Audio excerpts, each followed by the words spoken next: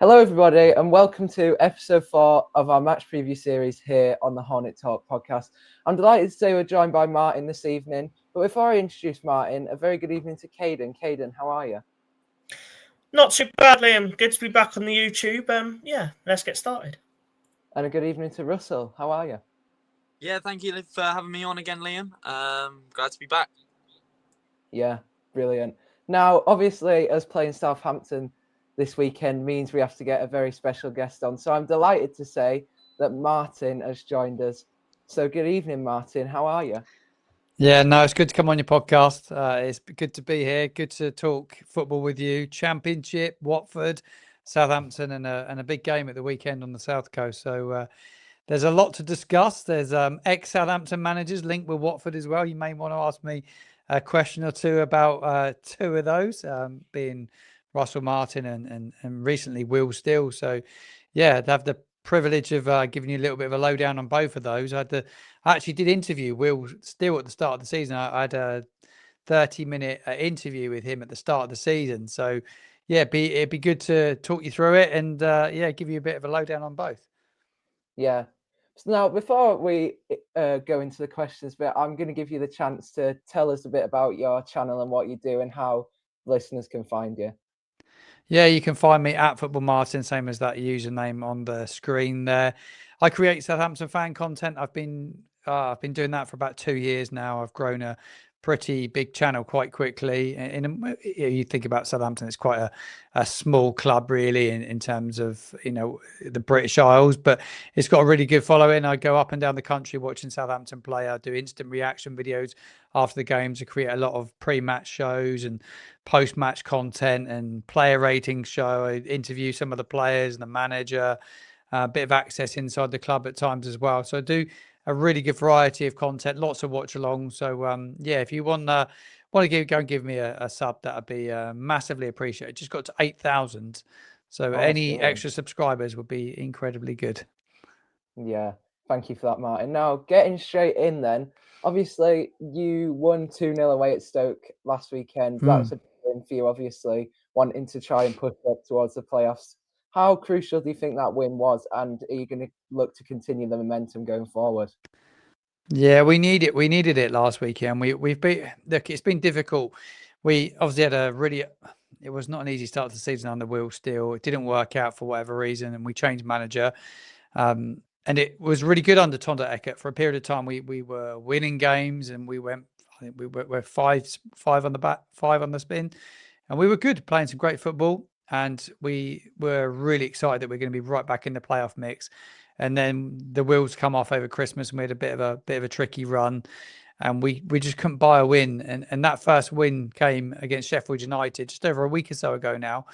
And then obviously we went to Stoke, and we needed to follow it up really and get the sort of back-to-back wins. It was really important that we were able to do that. We did that. Well, we had the Pompey game in the middle. Apologies, actually, we played Pompey in the middle, but to sort of go unbeaten for 3 games was important. And to go to Stoke, a team that beat us early on in the season, and they were really good on the day.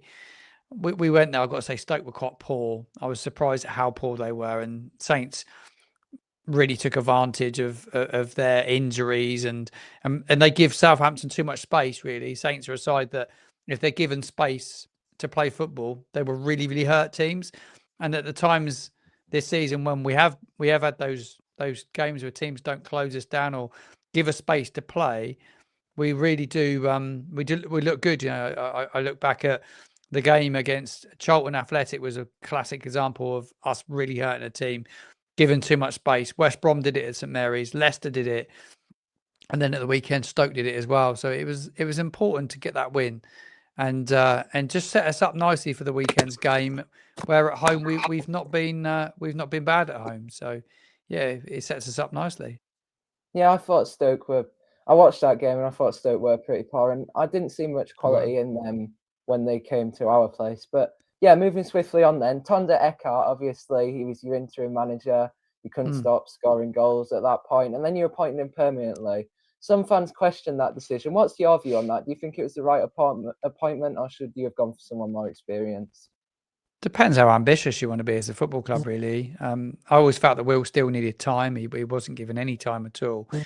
And in football, it's really unforgiving if you don't get results. It can go wrong quite quickly. Eckert comes in. He was the under-21 manager at the time, and he was only arrived at the football club in the summer, so he'd not been around for a long period of time. He didn't really know the football club. And when Will Steele was sacked, I thought, well, Adam Lallana is number 2 or in the backroom team, someone that knew the football club. I thought Lallana would take the caretaker role. But Eckert kind of come in from the under-21s, took the role, and he did very, very well. He was always brought in as a long-term successor for Will Steele. It just turned out that it was a lot earlier than anticipated. Look, he did really well to start with. He's a very young man. He's 32 years old. He's not had loads of experience managing senior teams at senior level. So it was a big ask, I always thought of him, but he did really, really well. And do you know what? I've got to give him credit last couple of weeks because we were really, really struggling, and he was probably under a fair bit of pressure from the fan base, and he's managed to get himself 3 big results, to be quite honest, and kind of eased a little bit of pressure on him. But for me, I would have gone with a proven manager, somebody that would have contacts within the game that could be really ambitious to drive you up the table. But I think we're just kind of sitting in it now and probably be feeling, do you know what, we just need to have a bit of stability. It's a bit of a transition season, and if we get the playoffs, happy days. If we don't, we will go again next season. But yeah, there's a lot of issues, with the fan base and the ownership group here. I know your fans not happy with your ownership group. Well, down here they're very similar. We haven't gone through as many managers as you guys, but we're not heading in the right direction in terms of that at the moment. Yeah. Final question for me before I pass over to my co-host this evening. And I know you've got a lot of quality players such as Finazaz, but I picked out one, and that would have to be the Brazilian Leo Cienzia. Obviously, in the summer, 5 goals, 4 assists. How crucial do you think he's been for you, and what influence do you think he'll have on the game this weekend? No, mate, he's a brilliant player. He's a brilliant human being as well. He's a wonderful lad. I had a privilege of interviewing him just before Christmas. I sat down with him 2 days before Christmas for an interview for my channel, and it was an absolute honor and privilege to speak with him. He's a very humble young man. He's quite late in his career to make it as a professional player. He didn't start playing 11-a-side football to his late teens. He played a lot of futsal over in Brazil, and he went off to Sweden, didn't really make it. His story is quite an interesting story, and he didn't really get his first professional contract till he's 23 years old, which is quite unheard of in the game. He had a good time in Germany, and Saints signed him in the summer, and he has been phenomenal, really. He's been our best player. Plays off the left-hand side. He's intelligent. He's on the wall behind me, actually, over my shoulder there. You'll see him on the wall. But he's a hero down here already. He's only been here for a few months, and the Saints fans love him. He's absolutely adored by everybody, not just for his footballing abilities, for the effort that he shows, the desire he shows on the pitch, and the fact that he's got time for everybody. He's got time for all the fans, all the kids. He's always making time for people. He gives his shirt away after every game. He even went to the club shop and bought 45 shirts several months ago. So we had a shirt to give away at the end of every single game. He goes and picks out a young fan in the crowd and gives it to him. This is a sort of legend we've got on our hands, because people like this don't come along very often. But he has got time for everybody, and his ability on the field is breathtaking. I do think if he continues in the way he's going, his trajectory is going to take him to the Premier League. I think he's that good. Yeah. I haven't seen many players in the Championship this year that I think will go and play in the Premier League. I think Femi Aziz will, from what I saw a few weeks ago, but Leo's right up there. Yeah, we have the same sort of player on our hands. We probably think that Mama's going to be off there soon, or off to the Premier League and the likes of loser. Now, I'm going to pass over to Russell and Caden. So, Russell, I'll start with you. Questions for mine? Yeah. I've got a couple actually. As we've just had the transfer window, the January transfer window, I noticed 2 of the players you got rid of was Adam Armstrong and Cameron Arthur during this window, didn't they? Yeah, Cameron stayed in the end. Cameron was going to Rangers and it fell through at the very, very last minute. Oh, Southampton wanted to, they wanted to bring 2 strikers in, and a deal for a striker fell through. So in the end, we ended up, we still lost Armstrong. Armstrong went to Wolves, and he's the top goal scorer at Southampton. So it was quite the surprise when he did go. Okay, well, this kind of threw my question off a little bit, because I genuinely thought Cameron Archer went.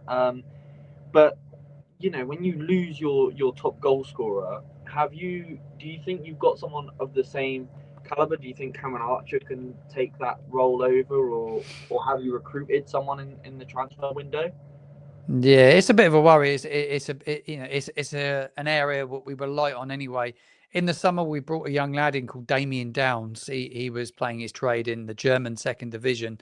He came to Southampton as a young man and just failed to deliver. He was poor. He didn't score a goal. Had a poor touch. He was a bit of more of a target than Adam Armstrong, more of a physical striker.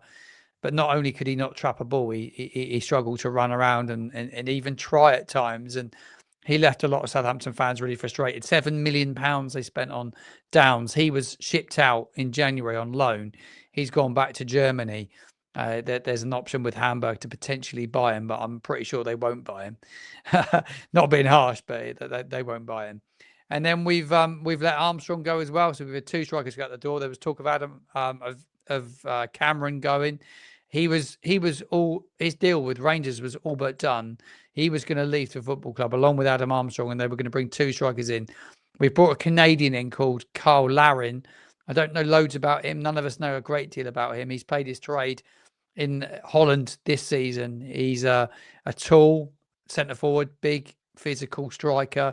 He's only scored 1 goal this season over in Holland, and that was in the Europa League. Prior to that, he played his trade in Mallorca. He had a period of time in Spain. Didn't really set it light there neither. So I'd be a little bit concerned about who plays as the out-and-out striker. We've still got Ross Stewart. His contract expires in the summer. Ross Stewart is just about got himself fit, and he's in the side. He played at Stoke at the weekend, Russell, and I think he played the weekend against Watford. He was good, really good at Stoke, and I think he'd be one to watch for sure. Yeah, nice. And then I have a question about Will Steele as well, because there's a lot of speculation whether Watford do want him or don't. But one of the things I know is that I'm pretty sure when Will Steele was at Southampton, you had the most draws out of any club championship. Now, do you think that was purely unlucky? Were you playing well and just not getting the results, or was it genuinely bad football, bad results? Because I know when you guys came to Vicarage Road, I was there, I watched that. I thought you guys played pretty well. I thought we were better on the day, but you took the lead late on, and it was only because of Iran Kunda, magical free kick. It was a great goal. It was a good goal, wasn't it? It was a great goal. But yeah, do you think you was playing well and not getting the run of the ball in a lot of games, and that's why you were drawing, or do you think you was genuinely playing bad and you had to go? I thought actually the performance at Watford probably summed up a lot of his time at Southampton. Will Steele, I was there for that game, and that was classic Will Steele football. Really, he was trying to make us harder to beat. He was trying to shut up shop so we didn't concede so many goals, because we let so many goals in. He reverted to playing 3 centre backs with wing backs, obviously sacrificing the midfielder to do it, and then he played Armstrong through the middle a bit, and he struggled to really to put the right players in the right areas to really hurt teams. And look, it just got worse and worse. After we played you guys, it got worse and worse, and that was probably the last good performance under Will Steele at Vicarage Road, to be honest. And it just went backwards, and I think he lost faith in the player. The players maybe lost faith in him, and vice versa. He was frustrated. Just there was a lot of pressure because he was a young man as well, and the whole football manager thing followed him everywhere, and there's a lot of negativity. It was just a wrong club at the wrong time for him. There's a lot of egos in our dressing room, and there was a lot of talk that potentially there was talk of have a little bit of unrest within the dressing room. Whether there was, I don't know, but yeah, just weren't good enough. We didn't play anywhere near good enough for the players that we had at our disposal. Yeah, brilliant. Thank you so much for that, Russell. Now, Caden, I know you've got a few questions for Martin, so I'll let you hand over to you. Yeah, hello, Martin. Hope you're well. Just on Will Still, for Watford fans who don't know, how does Will Still set up tactically? Because I've seen some things saying he plays a 4, some things saying he plays a 3. What does he do tactically? Well, he wanted to play a 4. That's what he wanted to play. He wanted to play with a 4-3-3. I think that was his preferred formation, or a 4-2-3-1. He never ever really did it with Saints. I think he played the 4 in sort of 2 games the whole of his time he was with us, and we were struggling for a right back because we let James Bree go to Charlton. It was the most outrageous decision, and we replaced him with Mads Roslev, who was playing at Brentford, and he just come in. He was injured the whole time. Ellis Yelet come in from overseas, from Turkey. He come in to play right back as well. He got injured, so you had no right back available. So he ended up going with a back 3. He was trying to accommodate sort of 3 centre backs within his side, and it just didn't work. And do you know what? I struggled to see what he was trying to do with it at times, and I liked Will, but I struggled to see any patterns of play. I didn't know what our style was.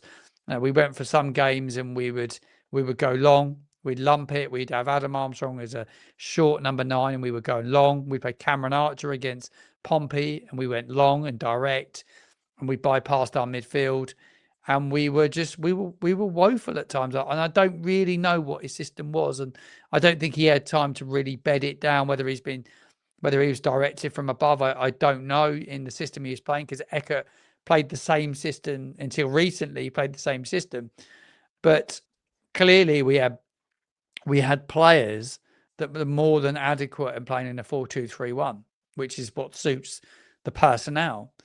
We're finally doing it now, and actually it looks quite good. We actually look like a team. So yeah, I'm not sure what he was trying to do with it. And look, he was a young man, and he was dealing with a lot of big egos in a dressing room, and I don't think for 1 minute he got enough respect from the individuals in the dressing room. Yeah. Now, in terms of his type of player, who especially on the wings, does he prefer to have more explosive wingers, or is everything a lot more direct? No, he wants pace out wide. We went and bought him, or they went and bought 2 wingers. They bought fellows from West Bromwich Albion, who's a fast, tricky winger, and they bought Cienza, who's left-sided. So they got 2 wingers. He wants to play with a 10, so they went and got a Zaz. He probably wasn't the number 1 choice, but they went and got Finn and Zaz to play in the hole. And then he likes to play with more of a physical striker, like a big number 9. It just didn't have that number 9 during his time with us, so he probably missed out a bit there. But he likes to play with wide men with pace. Yeah. Thank you for that. I'll hand back over to Liam. Yeah, thank you, Caden. Now moving on to our next segment of the episode, which is our predicted lineup segment. So Martin, I'm going to ask you first. In terms of lineup, then obviously you touched upon formation as well, and touched on some of the players like Cienzia and people like that. Who do you think is going to start for you this Saturday lunchtime, and who do we need to watch out for the most? Yeah, I could give you the predicted lineup, and I reckon I won't be far away if I give it to you right now. Anyone can get I do this most weeks, and I try and get as close as I can, and I try and I look at I kind of know how Eckert thinks now in terms of like what his lineups like. They're all very, very similar. He'll play a back 4 because that's what he's reverted to. He'll play Jack Stevens and Taylor Harwood-Bellis as the 2 centre backs. He'll play full backs. A lad called Wellington will play at left back. James Bree's come back in and playing at right back. He's playing really, really well, James Bree. The young lad Wellington at left back's been really good as well. He'll play 2 6s. That'll probably be Casper Yander, and he'll play alongside Flynn Downs, though Che Charles is definitely now pushing to start in this team. So he's got big selection issue probably in central midfield. Whether he brings Shay Charles back in to play in that midfield, he may just bring him back in because it's a 3-game week for us next week, because we do have Leicester City in a rearranged game because we've got FA Cup next weekend. So there'll be the two midfielders, the 2 6s, Downs and Yanda. And then he play 3 in front, and that will be Fellows will play off the right side. He plays Cienza off the left side. They're both danger men. And then in the middle of that, you will have Finn Azaz, who sort of floats around, plays in the 10. And then I would imagine up front it will be Ross Stewart. I think it'll be an unchanged team from the one that got a victory up at the Bet365. I don't think Larin will come in for his debut, but I do feel that Larin will get some game time at the weekend. The two to watch are the 2 wide men. And if you don't close Finn Azaz down, if he's given time, he dictated the play on Saturday. And he's a moments player. He's a bit lazy and doesn't always work off the ball. But when he gets the ball, you watch what he did against Portsmouth in the derby. He picks it up and he just finds passes. He knows when to release the ball and when not to. He is, on his day, he's a very, very good player. And he's a purple patch player. You know, he went 5 games and scored 7 goals, I think, at one stage this season. And then he didn't do anything for 10 games. He scored at the weekend and he was providing left, right and centre. So he's definitely one to watch the weekend. Yeah, brilliant. Thank you for that. Now, I'm going to get the lads' predicted lineup, so I'll just get them up on screen now and we will get straight into it. So...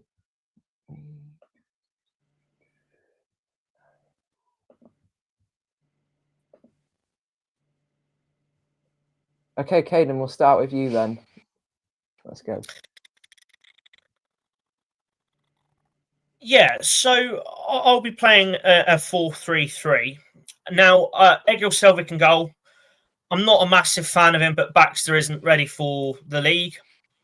I think the fullbacks are quite self-explanatory in Mark Bowler and Jeremy Ngakia. A new addition to the back line for me, Saba Golokachidze comes in place of Stephen Mufuni.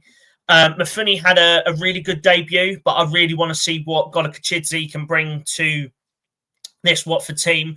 And then I would have James Abankwa partnering him. Moving into the midfield then, I would have Papi Mendy in there, the deepest player at the midfield. I thought he was fantastic against... my mind's gone blank. Why has this happened? Hull, yes. I thought he was brilliant against Hull. Loser had an off game against Hull, but you can't drop Loser. He's fantastic. Kayembe, I thought he had a good game against Hull. I thought he maybe should have come off at half-time just based tactically. But I do quite like the way he has played the last couple of games. Into my front 3 then. I'd go with Kwadwo Bar. He hasn't been getting a lot of game time as of late. So I'd love to see him in from the start. I wouldn't play Chakvadatse out on the wing purely because Chakvadatse isn't a winger. And if we're going to play him, we have to play him in the 10. We can't play him out on the wing. He just can't do it. Then I would go with Mamadou Doumbia. I've been very impressed by him. I think he retains his place in the starting 11 over number 9, Luka Kieramgo. I think he just knocks himself around a bit more and just gives us that little bit more across the back line because he shifts from wing back to striker, back to being the centre man. He's all over the place. And I really do like what he's been doing recently. And then to finish off, Otman Mama. I thought he had a weaker performance against Hull, but again, I don't think you can drop him. He looks a bit tired, but give him at least 45 minutes and we will be fine. But yeah, that's my predicted 11 for our game against Southampton. Yeah, no, I'll ask you, Russell. I think yours probably looks something similar to this one, so fire away, Russell. Yeah, mine is quite well. No, I'd say I tried to keep it a bit more same for what happened against Hull. The only changes I've made is Petrie is in because it looked like Ngakia might have gone off with like hamstring or something like that, a little bit of a nag. And because there's not much time between these games, I thought it would make sense to put Petrie in, just giving Ngakia a rest for that one. I do think it'll be a Bankra and Mifune. They played excellent together. They really shut down Ollie McBurney. So really excited what they could do against. No offense, but when you lose your top goal scorer, I'm not seeing much of a goal threat. Then I got Mark Bowler off the left. I mean, he runs up and down there all day. I've gone for more of a 4-2-3-1. Again, keeping it sort of same as how he went against Hull, where it is Loser and Nathalis Mendy in the midfield. If anyone can give Finazaz time, it will be Mendy. He can run around all day long, it seems sometimes. So yeah, if we can just put him on Finazaz, and hopefully he can just shut him down. In the number 10 position, I've got Kayambe or Shakvatadze. It just really depends on who we decide will play better, really. I think Shakvatadze, you put him in there, and he'll rotate a lot better with Bar and Marmot than sort of Kayambe will. I'm not always Kayambe's biggest fan, but yeah, I thought he played a good game against Hull. But I think if we want to start positive and on the front foot and someone that can produce a bit of magic, I'd go Shakvatadze. And of course, I already mentioned the other two. So it is Bar on the right. He always plays on the right. When he came on against Hull, we instantly put Marmot on the left, and we instantly put him on the right. Then I would go Marmot on the left. Yes, I think he had a good game against Hull. Sometimes he's so frustrating in the final third. He can be a watch, and then he gets to a certain point, and you're like, please just have that last little bit of quality about you. Hopefully, he can find it, because when he does find it, he scores some really nice goals, especially that one against Leicester comes to mind. And up top, because I'm going for more unchanged 11, I've gone with Dumbia. I prefer Luka Kurmagard. I think Kurmagard offers more. Of course, he's already scored 10 more goals not 10 more goals. He's already scored 10 goals this season. And when you have someone like Bar who can just go up, get to the bar line and put the ball in, I don't think there's a striker at our club you'd rather have trying to win the header, to be honest. When you look at goals, he scored against Derby, against Middlesbrough, against Norwich, his header. I would much prefer to see Luka Kurmagard, but I think we'll stick with Dumbia. Yeah, brilliant. Thank you, Russell. Now I'll get on to mine then. So mine is almost pretty similar to Caden's. Now in goal, as Caden said, Egil Selvik. I don't think Baxter's up to this level, and I think it's pretty self-explanatory that Egil Selvik will play there. Right centre back, I've gone for James Abanka. I thought he had Ollie McBurney in his back pocket on yesterday evening. I thought he was tremendous alongside Mfune. But I would, unfortunately, I'm going to say I would bring in Golachidze. I'm going to see how he does. So obviously signing him on loan from Udinese. He's not played for us yet, but I do think it's a good opportunity. We gave Mfune his chance, and I do think it's a good opportunity to see how Golachidze plays. However, I could see Daniel sticking with the same starting 11. Same starting pair at centre back, obviously, because they did so well together. Left back, pretty self-explanatory. Mark Bowler has been Mr. Consistent for us. Got a lot of championship experience. Martin, you might remember him for his time at Middlesbrough. He was a very solid player.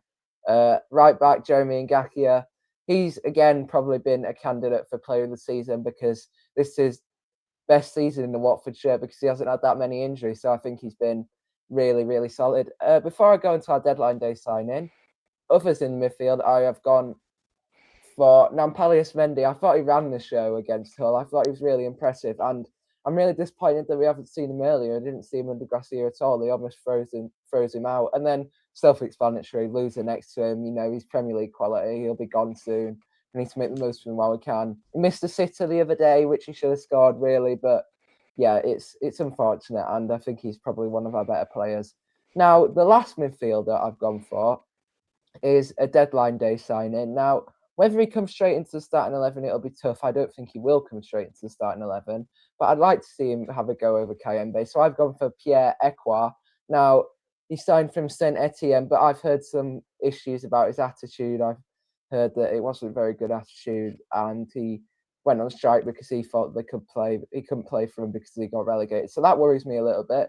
But he does have championship experience with Middlesbrough, so that excites me a lot. He played a part in their playoff campaign, not last season, season before that, when they got to the playoffs and lost out to our rivals Luton, which is disappointing. Anyway, moving on into the attack. Now, Caden, I do agree with you here. I've gone for what I think Daniels will go for. I think Chaptadze on the left. I think he's going to play Chaptadze there. If he doesn't play Chaptadze there, he'll be in the 10. But I do think that Chaptadze works better in the 10, as you said, but I do think Chaptadze will play in that position. In the centre, it seems like Daniels favours Mamadou Doumbia, and I'd have to agree with him because Kieran Gard's been off it recently. I think Doumbia deserves a chance to be the solo striker, and with the quality we've got on the wings, I think it's crucial that Doumbia is there because it adds a lot of pace into our attack. I don't think Kieran Gard adds as much pace as Doumbia does. And then on the right, Mama, a player that's been looked at by Liverpool, Manchester United. He didn't have the best performance against Hull, I don't think. But again, everyone doesn't have the best performance every game. But he's been consistent from us since he came back from the Under-20 World Cup. Now, we're out without Nestria and Kunda because he got a red card against Swansea Martin. Obviously, that's a good thing just in case he gets any free kicks in dangerous areas. But yeah, I think Mama would have started there anyway. But yeah, that concludes my predicted starting 11. Now, that is nearly end of the episode, but I'm going to get the lads' score predictions. I'm going to start with our guest Martin this evening. Martin, do you think it's going to be a close game? Yeah, I don't think it's going to be loads of goals in it. I was chatting to a friend of mine about it yesterday. I went with a draw. I sat right on the fence and I went with a 1-1 draw. And I'm going to stay with a 1-1 draw. Yeah. Russell, we'll go to you next. Score predictions? Yeah, low scoring again. I was going to go 1-0 Watford, to be honest. I think our defence is really good. And if we can shut Finazaz down, I think we're in with a real chance of keeping a clean sheet and getting a goal with our quality up front. Yeah, brilliant. Thank you for that. Russell, Caden, score predictions? I'm going to go with a 2-1 Watford win. I think Scienza will score for Southampton. And then for us, it's a toss-up. I think Doumbia may get on the score sheet, but I'm hoping that Barr gets on the score sheet. Obviously, as I said before, we haven't seen much of Barr as of late. I'd just love for him to score and really plant his place into our starting 11. So yeah, I'm going to go with a 2-1 Watford win. Now, my score prediction then, I'm going to go the same as Martin. I'm thinking it's going to be a close game. I think we're going to struggle because Southampton have picked up the form and I think you've been pretty good and you've got some really good players. So I'm going to go for a 1-1 draw. I think, as Caden said, Cienzia will score for you because he's a brilliant player. And as I've heard from you, he sounds amazing. And all the stuff he's doing for the Southampton fans in the community, I think that's really good of him. And our goal scorer, I'm going to go for Mama. I think he's going to get a goal. He likes a goal away from home. He doesn't really score at home that often. So I think that's a reasonable choice. But yeah, that concludes tonight's episode. A very big thank you to Martin for joining us. He's been on our podcast the first episode and now on our preview series. We'd love to have you on again next season if we're still in the championship, because I think we will be. But I think we'll both be in there next year. I think we'll still both be there. Yeah, and a very thank you to Caden and Russell for both joining me this evening. Thank you very much. It's been a pleasure, and we'll be back next week for our Derby County preview. So stay tuned for that. But thank you everyone so much for watching, and we'll see you in the next one. And come on, you Orns!